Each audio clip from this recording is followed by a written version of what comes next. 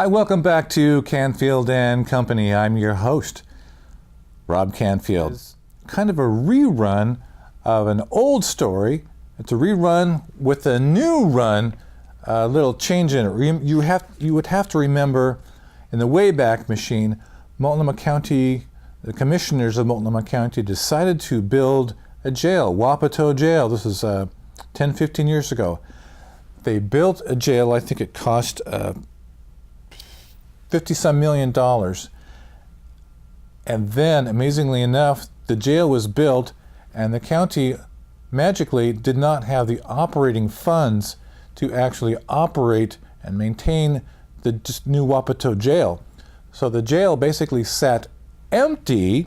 The jail sat empty for many, many, many years until, just recently, when I believe the jail was purchased by someone else. But it's crazy, isn't it? Multnomah County built a jail, Wapato Jail, maybe 15 years ago. And they built this jail, $50-some million jail. Then they didn't have the money to operate the jail. Wouldn't that be a crime if someone else did that? But no, the Multnomah County government gets away with stuff like that. Oh, we decided, we figured, hey, we built the jail, but there's no operating funds. I think this was called kind of a stupid decision by their part.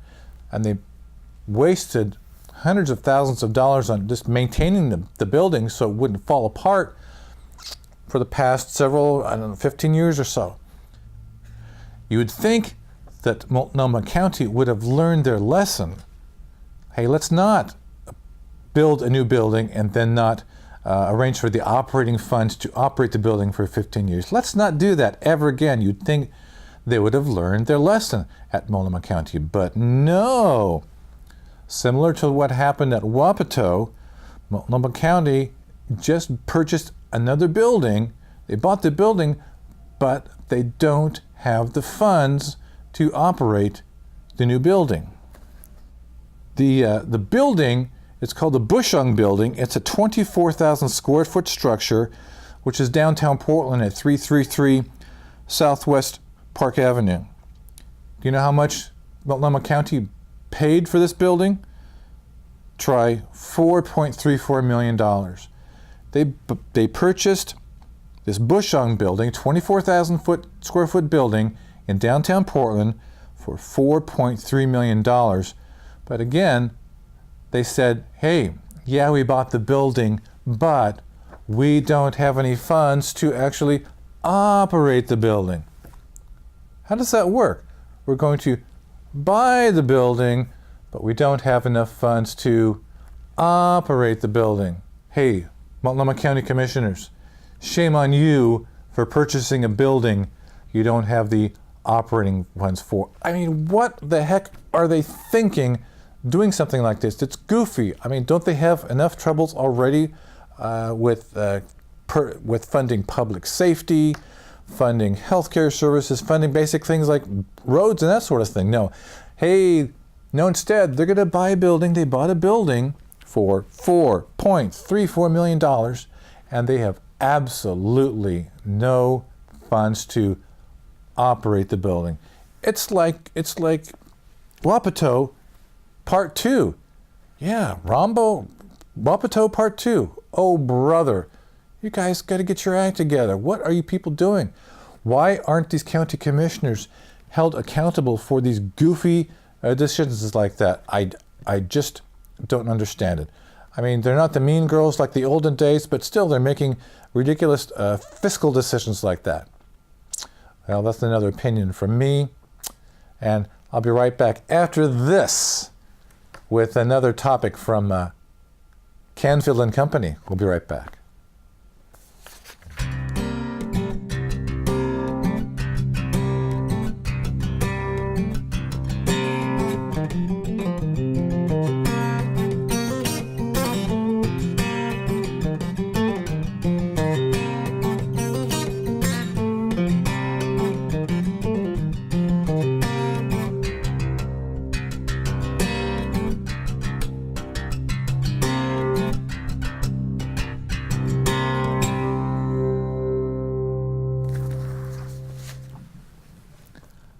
Hi, welcome back to Canfield and Company. I'm your host, Rob Canfield. This is the show where we talk about things that, hey, I want to talk about after all.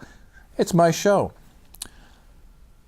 Next topic today, I wanted to talk a little bit about Memorial Day. Every year, my wife Tana and I, we attend the Memorial Day services at Willamette National Cemetery up on Mount Scott.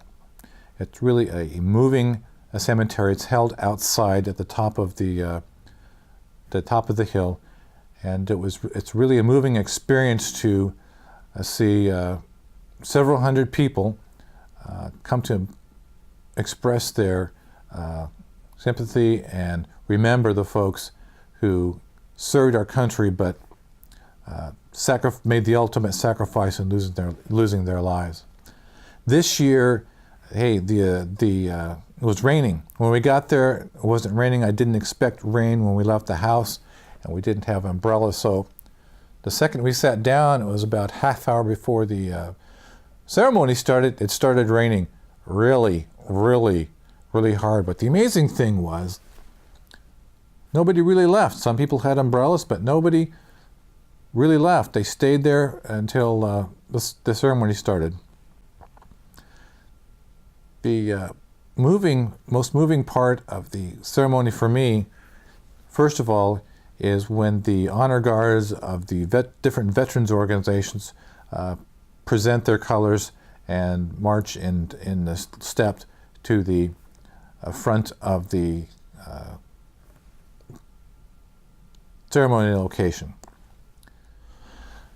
I was surprised this year in that when they came to the point of the ceremony where the Gold Star wives were escorted by a military escort to their seats, I got a little teary-eyed because I just suddenly hit me that these families, these wives and these families, they lost their loved ones who died in the service to our country. And I thought also of the sacrifices that those wives and the family members and their children were going through. So it was a very moving experience for everyone to memorialize and pay respect not only to the soldiers who sacrificed their lives, but also the families, the Gold Star wives and the families who lost their dads, lost their husbands. Now, usually during the event there is a military flyover. However, during the ceremony, the low cloud cover and the rain prevented us from seeing the flyover, but we could certainly hear the flyover.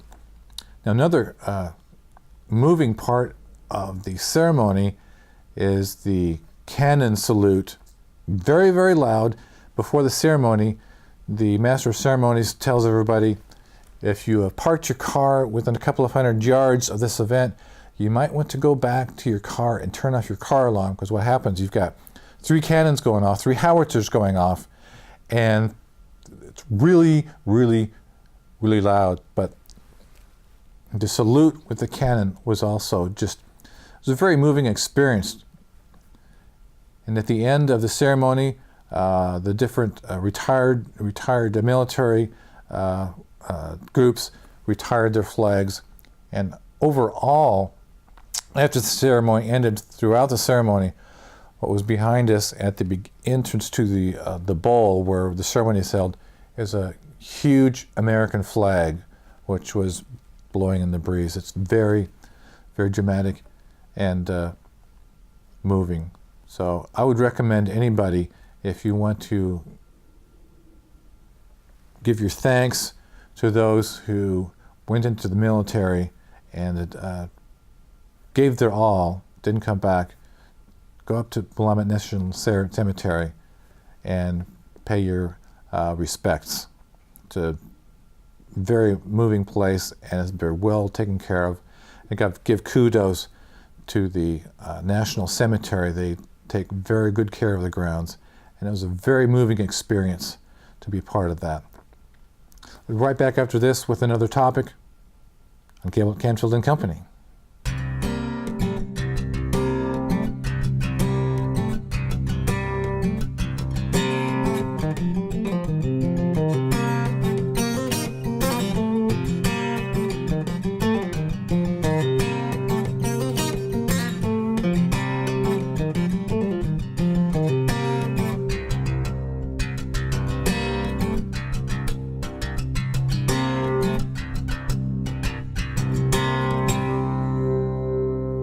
Welcome back to Canfield Company. I'm your host, Rob Canfield.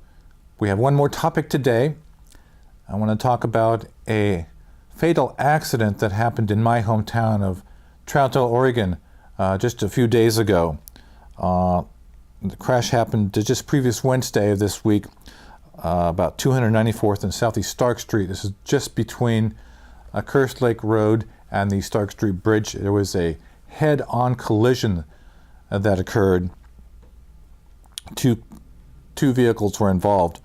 The driver of one of the cars passed away, was fatally injured.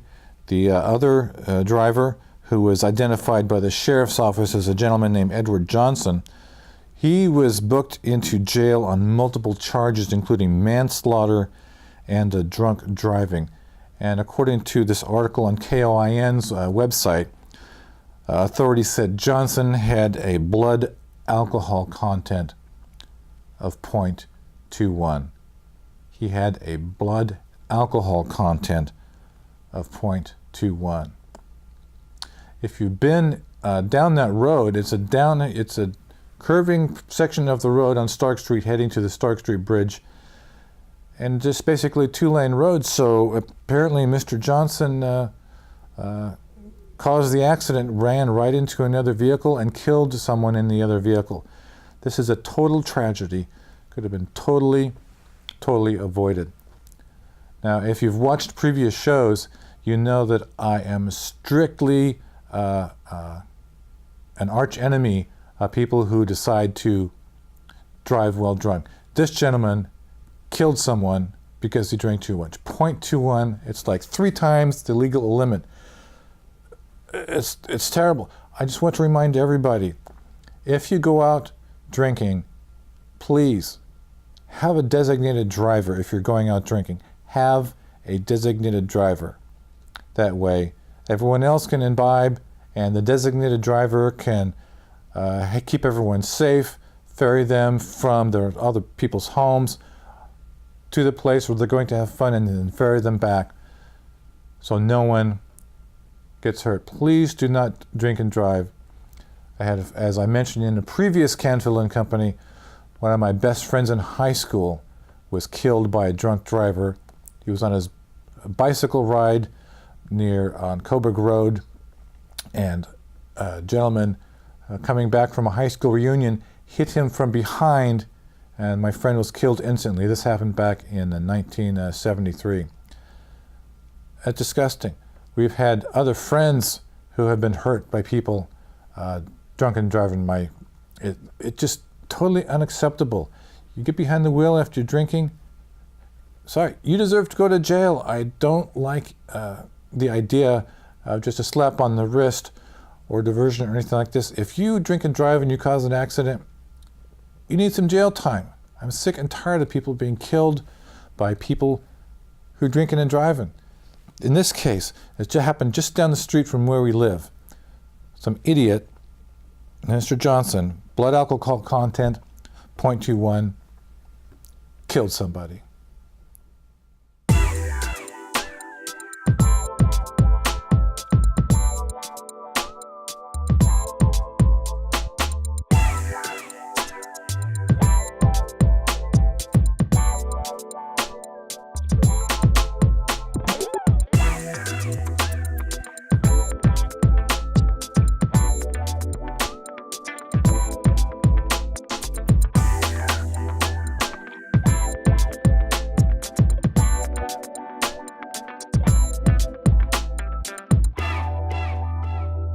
Welcome back to Canfield Company. I'm your host, Rob Canfield. We have another topic today. I just couldn't resist this. As I was coming to tape the show today, I opened the front door, and what should be on my front door but the Yellow Pages. Yeah, it's a printed copy of the Yellow Pages. I couldn't believe it. How many years have you and I, fellow Canfield Company watchers and hosts, how many years have we been taking these phone books, taking them straight off of our front porches and putting them straight in the recycling bin? I mean, what are these people thinking? I'm wondering, do businesses actually pay for ads in the Yellow Pages? I mean, seriously, do people still pay for ads in the Yellow Pages? Do they think people actually still have Yellow Pages to look up services, look up numbers and phone numbers for services and businesses? Let's see. Show of hands now. Show of hands, everybody watching, raise your hand. How many of you, see, I'm seeing all you out there in TV land. How many of you, if you're looking for a business or a service, how many of you use one of these to look for business or services? Counting out there. Okay. Not that many hands raised. No. Okay, not that many hands raised for people who look for businesses and services in one of these. Okay, next. And I want a show of hands. How many of you, if you're looking for a business or a service, how many of you use one of these? A device.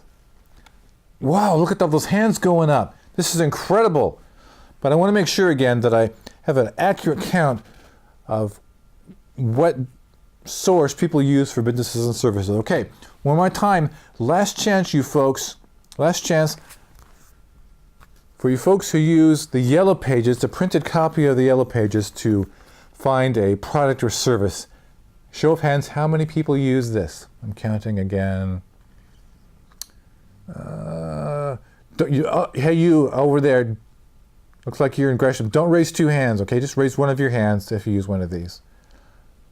Okay, I've got a good idea of how many people use the Yellow Pages, the printed Yellow Pages, to find a business or service. Okay, put your hands down.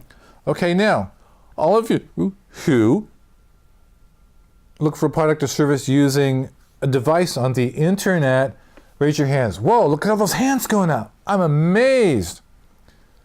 I think the jury is in, ladies and gentlemen. Hands down. Loser, printed Yellow Pages. Keep putting it in your recycling bin. Winner, device. That's right.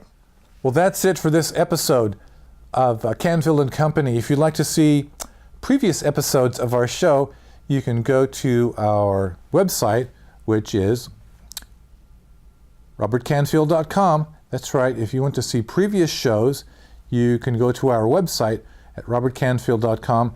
We also have a Facebook page. You can find us on Facebook at Canfield and Company. Well, that's it for this episode of Canfield and Company. And until next time, I hope all of you have a great Canfield and Company day.